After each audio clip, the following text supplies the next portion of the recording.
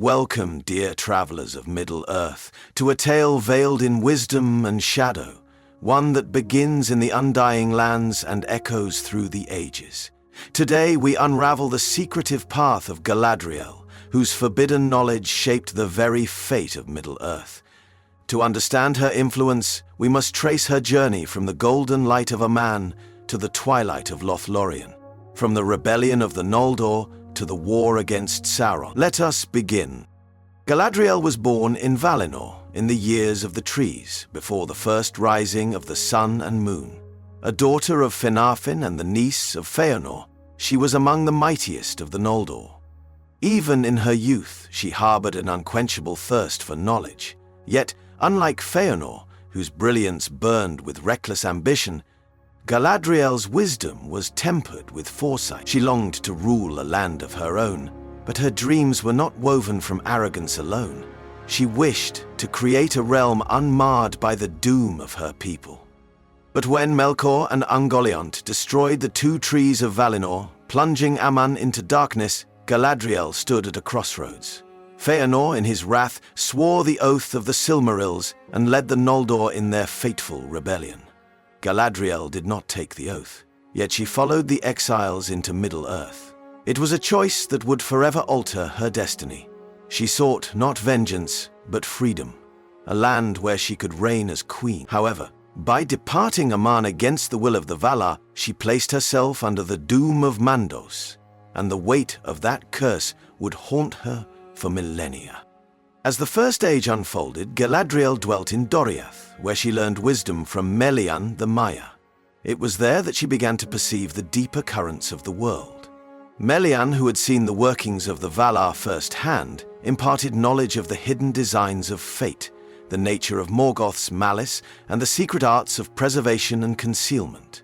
This wisdom would later shape Galadriel's rule in Lothlorien, as she became a guardian against the encroaching darkness. Yet it was not only Melian's teachings that shaped her. Galadriel bore witness to the ruin of Beleriand, the fall of great kingdoms, and the endless cycle of pride and destruction that followed the Noldor. She saw how Morgoth twisted ambition into ruin, and from this she learned restraint. When Beleriand was swallowed by the sea at the end of the First Age, Galadriel was among the few exiles who refused the pardon of the Valar. Her knowledge had become her burden, and she chose to remain in Middle-earth, even as the land she once fought for was no more. But Galadriel's trials had only begun. In the Second Age, she became one of the chief architects of resistance against the rising shadow. It was in this time that her knowledge of the unseen world deepened, for she alone among the Eldar perceived the true peril of Anatar, the fair-seeming being who came among the elves, offering gifts of power.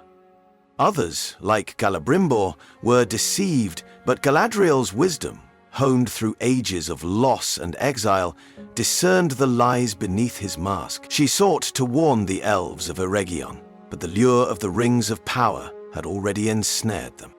Here, in the forging of the rings, we see the greatest consequence of her knowledge. Galadriel did not oppose the creation of the three elven rings. In fact, it was her guidance that led Celebrimbor to make them without Sauron's direct influence. And yet this act, born from wisdom, was also a risk, for it tied the fate of Middle-earth to the unseen world of power.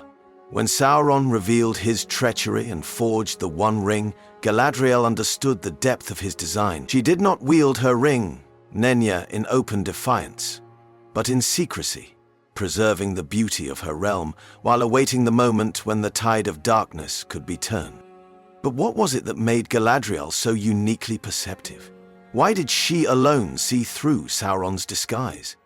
The answer lies in the forbidden knowledge she carried from Aman, the lessons of the Valar, the echoes of Melian's wisdom, and the burdens of the doom of Mandos. She understood the patterns of corruption that had ensnared her kin before, and she knew that power, no matter how fair, could never be wielded without consequence. It is here, at the heart of her story, that we find the true weight of her wisdom. For Galadriel's knowledge was not merely a gift, it was a test, and in the Third Age she would face her greatest trial yet. the moment when the One Ring was brought before her, and she stood upon the precipice of ultimate power. To see how Galadriel's wisdom shaped the War of the Ring, and how she chose a path that even Feanor could not, stay with us as we journey deeper into the final act of her legend. As the Third Age waned and the shadow grew once more, Galadriel's power remained veiled but undiminished. She had become a guardian not only of Lothlorien, but of the unseen forces that shaped the world. Her ring, Nenya, allowed her to preserve the beauty of her realm, shielding it from decay. Yet she knew that even this enchantment was but a temporary defiance against time. Unlike the Númenóreans, who had fallen to despair in their longing for immortality, Galadriel understood the peril of clinging to power beyond its appointed time. It was this wisdom that led her to a fateful moment in the War of the Ring, one that would test her knowledge and her soul. When Frodo Baggins came to Lothlorien bearing the One Ring, Galadriel beheld at last the greatest temptation of her long years. Here was the very power that had ensnared Sauron, the same force that had doomed Feanor and Númenor alike. And yet, to her, it was offered freely, not as a prize of conquest, but as a gift of trust. The hobbit, small and unassuming, could not have known the true magnitude of what he had placed before her. If she took it, she would become more than a queen. She would be a god among the free peoples, greater than any ruler since Morgoth fell from the sky. For a moment, the depths of her knowledge surged forward. She saw what could be, an invincible queen clad in light, bending the will of all to her own, sweeping away the darkness, not with destruction, but with unbreakable dominion. "All shall love me and despair," she proclaimed, and the air shimmered with her might. And yet, even as the vision burned within her, she knew the truth. This was the same path that had doomed Melkor, that had bound Sauron to his fate. It was not the strength of will that defined her wisdom, but her ability to let go. And so she cast aside the temptation, declaring that she would remain Galadriel and diminish and go into the West.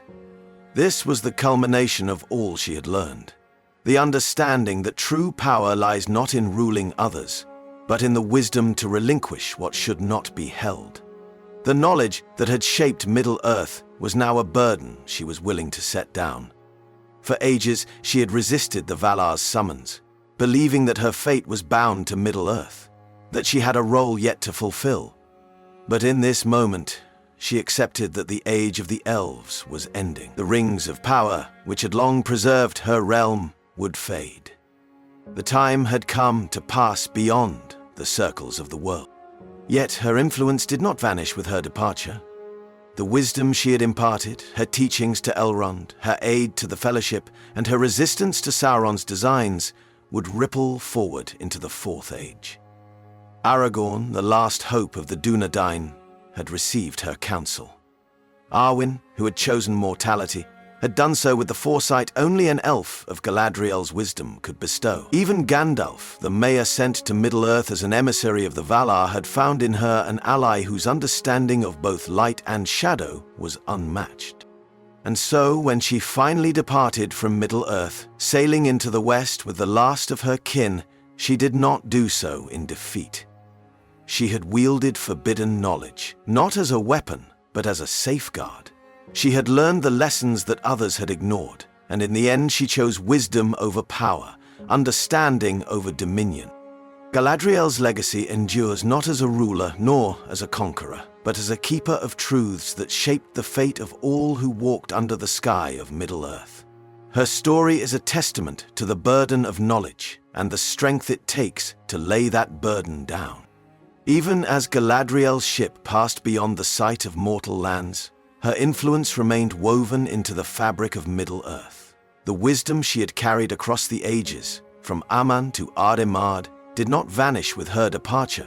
Rather, it had shaped the world in ways both seen and unseen, guiding the hands of those who would inherit the future. Her greatest mark was left upon the rulers of the New Age.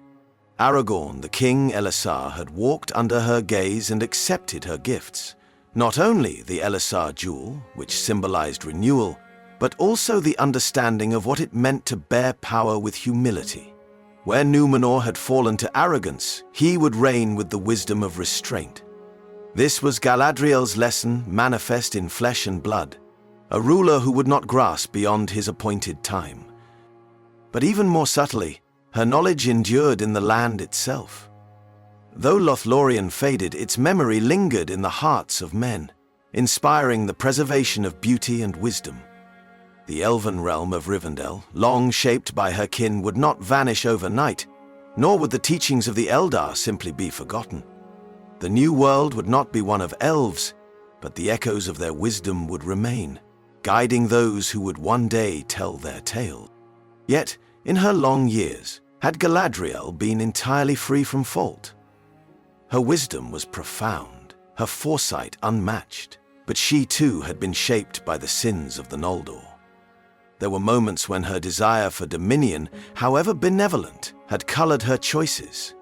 She had sought to rule in Middle-earth, to establish a realm unmarred by the chaos of war. And though she wielded her power wisely, was it not still the same desire that had led the Noldor from Aman? The difference was that in the end she had the strength to renounce it. This is what sets Galadriel apart from those who had fallen before her. Feanor, the greatest of the Noldor, had burned with knowledge, but it had consumed him. Sauron had sought wisdom in the forging of the rings, but he had twisted it into control. Even the Númenóreans, who had been granted a land of peace, could not accept their limits and sought to claim the undying lands for themselves. But Galadriel had learned. She had stood at the brink, beheld the power that could make her more than she was, and turned away.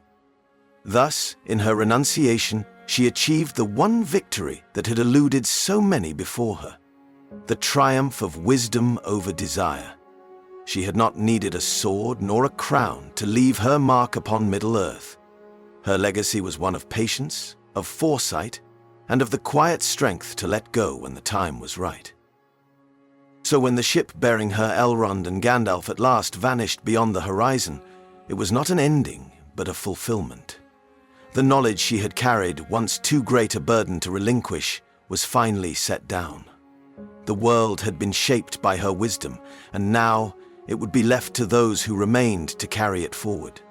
And thus Galadriel's final gift to Middle-earth was not a thing of power, nor even the memory of her realm, but the lesson that had taken her an age to learn: that true wisdom is knowing when to walk away. As the waves bore Galadriel westward, the world she left behind stood at the dawn of a new age, one where the fate of Middle-earth would no longer be guided by elven hands. The dominion of men had begun, and with it the echoes of Galadriel's wisdom would either endure in memory or fade into legend. Yet, even in departure, she remained a presence that shaped the ages to come. Her influence over the War of the Ring had not been wielded through armies or open defiance, but through the wisdom of unseen strength. In aiding Frodo's quest, she had done more than offer him refuge. She had given him the resolve to carry his burden forward. Even the smallest person can change the course of the future, she had told him, and in those words lay the very heart of Middle-earth's struggle. It was not might nor magic that would defeat Sauron, but the endurance of those who fought without desire for power. And what of the three rings, those artifacts of beauty and preservation that had long been the secret strength of the elves? With the fall of the one ring, their power faded, and the time of their bearers ended. Yet what Galadriel, Elrond, and Gandalf had accomplished through them was not undone. It lived on in the renewal of the world they had safeguarded. Lothlorien, Rivendell, and the lands they had preserved would not endure forever, but they had left their mark upon the hearts of those who would build the future. Galadriel's story is one of transformation, of wisdom earned through the passage of time. She began as a proud and ambitious Noldor, yearning for her own dominion, yet she ended as one who had learned the hardest lesson of all: that to rule wisely is to know when not to rule at all. Unlike Feanor, she had not been consumed by her longing. Unlike Sauron, she had not been blinded by her desire to shape the world to her will. Instead, she had come to understand the cost of power, and in the end, she chose to lay it down. The ship that bore her, Gandalf and Elrond, into the west did not sail into oblivion, but toward the lands where time does not wither and sorrow finds its rest. There, beyond the circles of the world, Galadriel would at last stand before the Valar once more, not as an exile, nor as one who sought to rule, but as one who had completed her long journey. The doom of Mandos had been fulfilled, not through punishment, but through the long, slow redemption of wisdom. And so, as Middle-earth moved forward, Galadriel's presence remained not in stone or kingdom, but in the choices of those who carried on in her wake. Her wisdom lived in the humility of Aragorn, the resilience of Frodo, the counsel of Gandalf. It lingered in the songs of elves, in the dreams of those who still whispered of Lorien's golden leaves. She was not a queen who built an empire, nor a warrior who conquered with might, but she was a guiding light, whose wisdom shaped the very destiny of the world. Her story, then, is not just one of power, nor even of resistance. It is a story of knowledge, of patience, of the will to let go, and in that, perhaps, she was the wisest of them all. And so, dear travelers, as we close this chapter, remember this: true power is not in what we hold, but in what we choose to release. And sometimes, the greatest wisdom is knowing when to leave the world to those who come after. May your roads be ever golden, and may the light of Lorien shine upon your path. Farewell.